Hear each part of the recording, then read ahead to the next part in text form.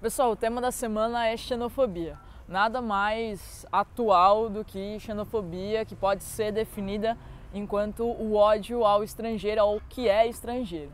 Para compreender melhor sobre isso, a gente precisa pensar em alguns exemplos e ir costurando algumas questões, né? Eu costumo dizer que o brasileiro, por exemplo, recebe muito bem quem é da Europa ou de países desenvolvidos, mas quando se trata aqui da nossa América ou do continente africano, a gente é até em alguns casos xenófobos, né?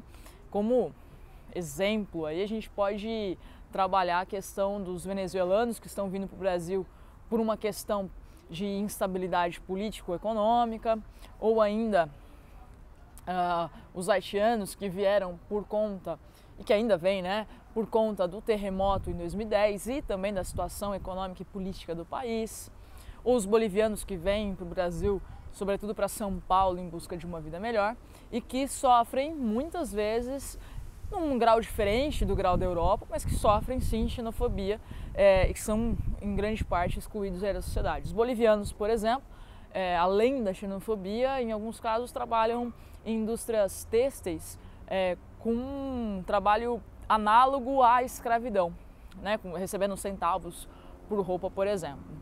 Para trabalhar melhor a xenofobia, é importante a gente compreender que ela atinge tanto migrantes quanto refugiados, cuja diferença é bastante simples, mas muito importante, né?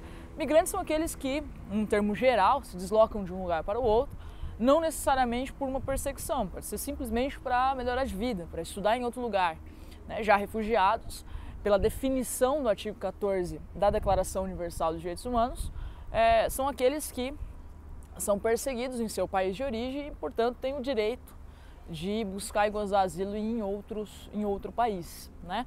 Sendo que essa definição de chamar refugiado de imigrante é usar quase que um eufemismo e tirar deles a proteção que eles têm direito.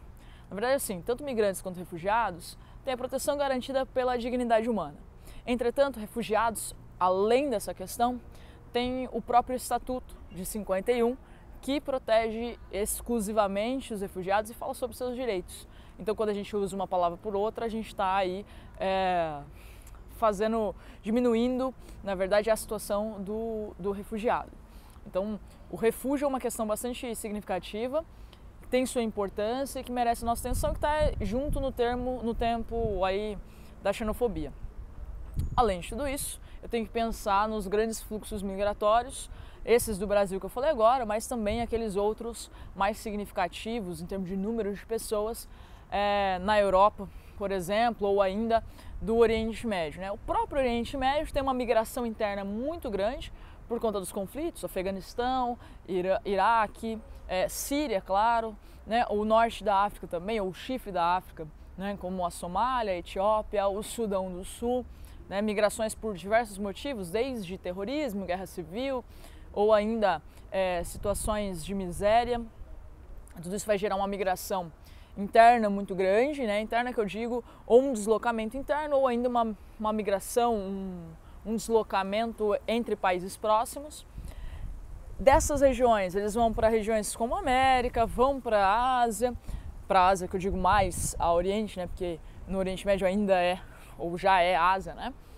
Só que uma parcela pequena, porém significativa quando a gente olha o tamanho do continente, né, vai para a Europa. E quando chega na Europa, nós temos ali duas rotas principais, uma pela Turquia, que está um tanto quanto fechada pelos acordos, uma outra pelo Mar Mediterrâneo.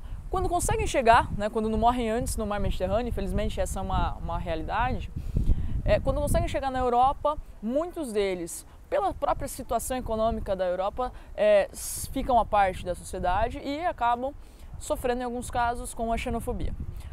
É bem emblemático alguns países. No caso da Suíça, por exemplo, nós tivemos um partido da Suíça, o que está agora no poder, que fez uma propaganda completamente xenófoba. Ele colocava a bandeira da Suíça, algumas ovelhinhas, as ovelhinhas brancas dentro da bandeira e uma ovelhinha negra sendo jogada para fora. E esse partido ele se elegeu com base num discurso xenófobo, que é um discurso que nesse caso ele é muito muito claro, muito evidente que ele é xenófobo. Mas em alguns casos, como no caso francês, ele é maquiado, né? A Le Pen, quando estava concorrendo às eleições, não venceu, vocês sabem, mas quando ela estava concorrendo às eleições, ela disse: não é que eu sou xenófoba. Entretanto, o nosso país agora passa por uma situação econômica complicada e eu tenho que proteger os nossos empregos. Portanto, os refugiados ou migrantes aqui não fazem sentido. Ou eu tenho que proteger o nosso país do terrorismo, ou contra uma islamização, tudo bem? Então tudo isso vai ser transformado num outro discurso, um discurso que convence muitas pessoas, mas no fundo é o ódio ao que é estrangeiro. Além disso, nós temos a própria saída do Reino Unido da União Europeia.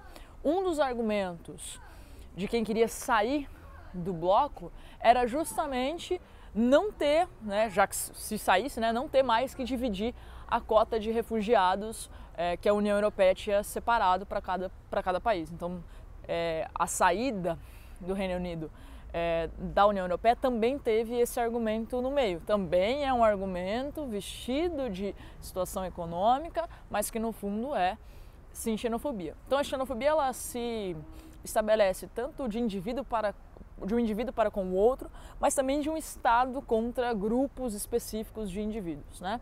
Outro caso que me lembra aqui que é bastante interessante a gente pontuar e usar em argumentação e tal, é o caso do governo Trump, que decidiu aumentar, porque o muro já existe, né, mas aumentar o muro com o México, uma questão ainda não fechada, mas que fez uma lista de migrantes e refugiados de países aí, na sua maioria do Oriente Médio, que não poderiam entrar nos Estados Unidos, de novo, com uma justificativa antiterrorista.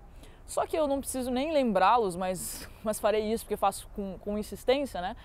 Se todo refugiado ou todo migrante fosse terrorista, nós não teríamos mais mundo para viver. Só na França, o exemplo melhor que eu tenho, só na França 10% da população, o que dá 6 milhões de pessoas, 10% da população é fruto ali, ou segue o islamismo, e uma grande parte é árabe. Então se todos eles se explodissem, nem existiria mais França para contar histórias. Assim, só para ficar bastante claro que esse discurso é um discurso que não se justifica.